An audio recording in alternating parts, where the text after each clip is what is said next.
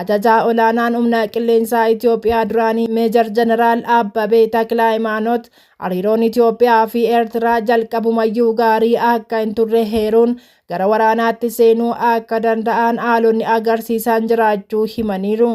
Waraanni biyyoota lamaan gidduutti yoo ka'e galmi isaa maalii gaaffii jedhuuf deebii kan kennan qondaalli waraanaa kun tokkoffaa Asabiin qabachuu, lammaffaa Shaabiyaa dhabamsiisuuf ta'uu danda'a jedhan. Kaayyoon waraanichaa Asabiin qabachuu yoo ta'e meeshaa fi teknooloojii biyyoota lamaanii madaaluun akka barbaachisu ibsanii Shaabiyaa kuffisuuf yoo ta'e garuu biyyoonni hireen Eertiraa isaan yaachisu akka Ameerikaa gidduu seenuu akka danda'an ibsaniiru.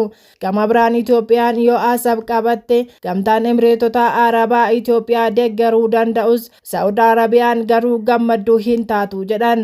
Waraana Itiyoo Eertiraa waggaa 28 dura geggeeffameen Shaabiyaa dhabamsiisuu humni danda'u jiraatus yeroo sanatti tarkaanfii kana fudhachuu dhiisuun dogoggora guddaa akka ture qondaalli waraanaa duraanii kun yaadachiisuun isa booda waggoonni 18 callisaan turame gatii guddaa akka kaffalchiise dubbataniiru. Itti aanaan dura ta'aa paartii TPLF Amaanuel Asaffaa Itoophiyaa fi Eertiraa gidduutti hariiroon laafaa jiraachuu ibsuun galaana diimaa giddu galeessa kan godhate jechoota walitti daddarbachuun akka jiru guyyoota 2 dura himaniiru. Haalota qophii waraanaa fakkaatanii fi agarsiisa waraanaa argaa jiraachuu kan himan obbo Amaanuel gaaffiin waraanaan deebi'u hin jiru jedhan.